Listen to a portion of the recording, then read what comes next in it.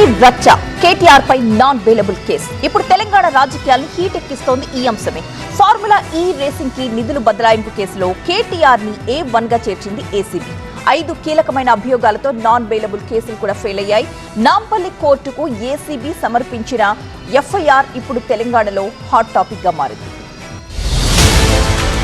Race case ప్రకంపనలతో Telangana రాజకీయాలు అట్టుడుగుతున్నాయి. నిన్న రేవంత్ రెడ్డికి ఉత్తరం రాసిన ఏదో కేసు పీస్ అంటున్నావు కదా, పెట్టు చర్చ అసెంబ్లీలో దమ్ముందా అని అడిగిన.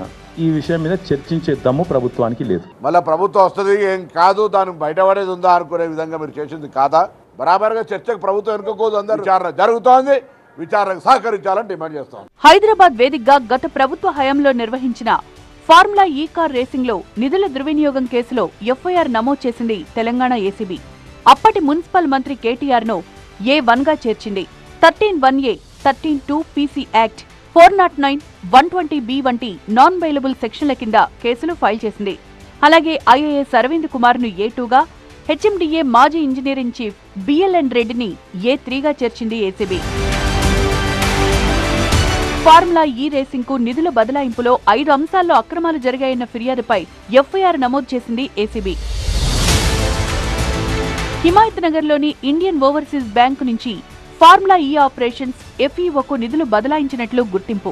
హెచ్ఎండిఏకు చెందిన 54.88 కోట్ల దుర్వినియోగం. ఎన్నికల కోడ్ అమల్లో ఉండగా ఈసీ అనుమతి తీసుకోకుండానే చెల్లింపులు.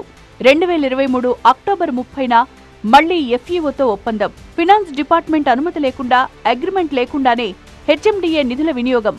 చెల్లింపుల తర్వాత అగ్రిమెంట్, ఫారెన్ ఎక్స్చేంజ్ నిబంధనల ఉల్లంఘన. ఇలా ఎఫ్ఐఆర్లో కీలక అంశాలను పేర్కొంది ఏసీబీ. కేబినెట్ అప్రూవల్ లేకుండానే HMDA board, finance secretary clearance లేకుండా నేరుగా నిధులు మళ్లించారని ఎఫ్ఐఆర్లో మెన్షన్ చేశారు. కేటీఆర్ ఆదేశాలతోనే ఒక విదేశీ సంస్థకు డాలర్ల రూపంలో నిధులు బదలాయింపు చేశారని ఎఫ్ఐఆర్లో పేర్కొంది ఏసీబీ. ఆర్బీఐ అనుమతి లేకుండా అప్పుడు జరిగిన ఈ చెల్లింపులకు ఇటీవల కాంగ్రెస్ ప్రభుత్వం 8 కోట్ల రూపాయల జరిమానా కట్టిందని కూడా ఎఫ్ఐఆర్లో స్పష్టం చేసింది ఏసీబీ. ఓవైపు విచారణ టాప్ గేర్ లో పడింది. మరోవైపు ఈ కార్ రేస్ కేసులో డైలాగ్ వార్ దద్దరిల్లుతోంది. ఎంక్వైరీల పేరు మీద అక్రమ కేసులు పెట్టుడు, ఇదే కదా మీరు చేసేది. గౌరవనీయులు కేటీఆర్ గారు ఈ రాష్ట్ర ఇమేజ్ పెంచడం కోసం ఈ కార్ రేసింగ్ కోసం నిర్ణయం తీసుకున్నారు. మీకు భయం లేకపోతే మీరు చేసేది నిజమైతే ఈ శాసనసభలో రేపు గాని ఎల్లుండి గాని చర్చ పెట్టాలి.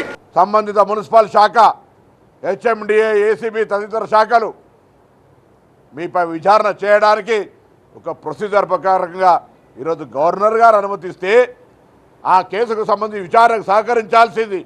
తెలంగాణ ప్రజలకు మీరు నిర్దోషిగా నిరూపించుకునే అవకాశం ఉంటే దాని ప్రకారం చేయకుండా ప్రభుత్వాన్ని, ముఖ్యమంత్రిని ఏదో తప్పుడు ప్రచారం చేసే ప్రయత్నం చేస్తూ ఉన్నారు. ఫార్ములా ఈ కార్ రేసింగ్ కు నిధుల దుర్వినియోగంపై అభియోగాలపై గవర్నర్ అనుమతితో ఏసీబీ వైడ్ యాంగిల్ విచారణను స్పీడప్ చేసింది. ఒప్పందాలు, నిధుల బదిలీకి సంబంధించి ఏసీబీ పలువురికి నోటీసులు ఇవ్వనుందని తెలుస్తోంది.